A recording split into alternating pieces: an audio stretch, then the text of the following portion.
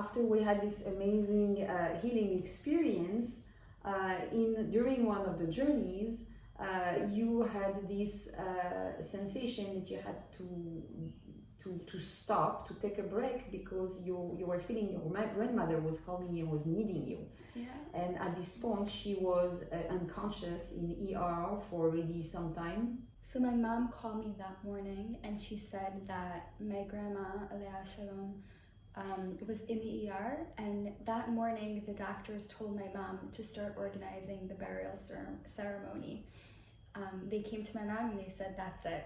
And my mom called me, and I was in tears trying to figure out if I go home, would I make it in time for the burial or to make it after. And I had this in mind, and then we did a session later that day.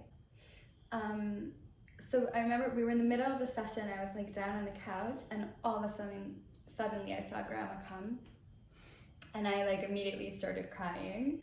My grandmother herself was a Holocaust survivor, and when she came to me, I asked her if there's anything that she wants from me. One of the things that she told me was that she wants my help to get rid of the anger. As a Holocaust survivor, she was just holding all that resentment towards the Germans and the Nazis, and she said before her soul rises, she wants help to get rid of that. So I explained you how to do this work with energy healing at a distance, and you start doing it. Yeah. You start transmuting the anger for her, and while you were doing this, I felt my heart was turning black into charcoal. And you told me, no, when you heal people, you can't take it into yourself. So I sent that anger away. We transmuted the anger. We didn't send it away. Because it's when we are healing, when we do energy healing, it's very important to be very responsible on how we transmute energy, how we recycle energy. Because if you're just sending, an energy of anger away, it's at some point, when the anger has settled in somebody's field for quite some time, it acquires a kind of independence, a consciousness of its own. It's becoming a kind of somehow an entity of anger, and then it goes and is just looking for another host. So when we're doing this work, that's just a parenthesis that I'm opening. When we are doing this work, it's very important to be responsible on how we accompany this emotion, this energy, and how we transmute it. So as you were transmuting, you were realizing that something was not happening right in the transmutation, and instead of transmuting, what you were doing is that you were just relocating it. Yeah, I was taking her anger and I was putting it inside me. Yeah. And when you told me that I can't take it to me, and we were transmuting it to where it needs to be sent to, I felt like it was completed, and I saw a huge tribe of family waiting there, of other people from who were killed, families and friends and community. She was at peace. And there's a crazy ending to the story. I was like tearing. I was sure that this was me saying goodbye to my grandma. And we finished that session, and on the next morning I got another call from my mother, but this time there was different news. She said that, shockingly, my grandma was released from intensive care, and the doctors are like in shock and in awe. And a few days later, she was released from the hospital back home, against all odds. And crazy story. The doctors always say survivors are very strong, but like that's it. They said like that was the end. So it was quite crazy ending of this story, and I felt ever since that moment that there was a bond that was created between me and my grandma, I ended up speaking a few months later. She passed, and I ended up speaking at her funeral. And I just felt like she's so happy to get this attention. By the way, she is like so happy. But I think that what's important and how we can, honor her memory. Regina, right? It was her name.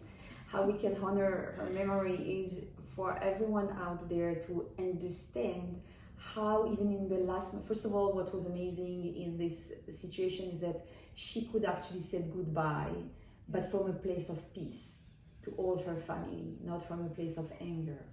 And the very important thing to know is that even at the last moment of your life, healing is still needed, because we don't heal just to have a better life.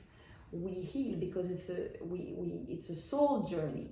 And so whatever we don't heal in this lifetime, we come back with it in the next. Yeah.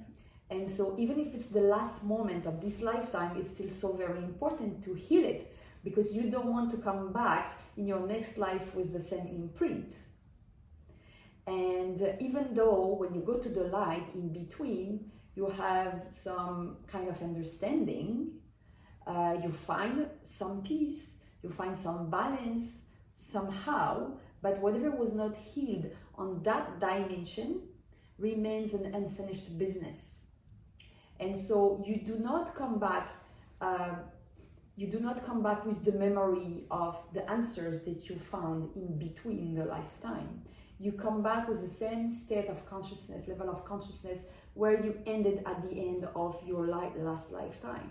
Which was like me seeing the darkness. Exactly. And I had that sensation. So when you came back in this lifetime, you didn't come back with the understanding that you had to see the darkness, because you didn't come to this realization from this plane.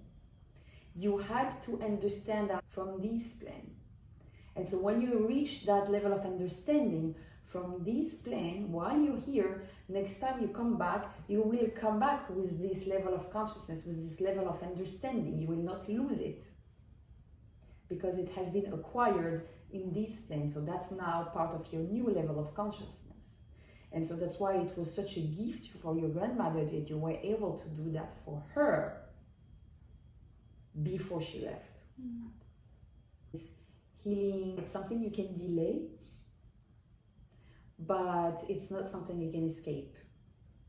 One day or another, it needs to be addressed.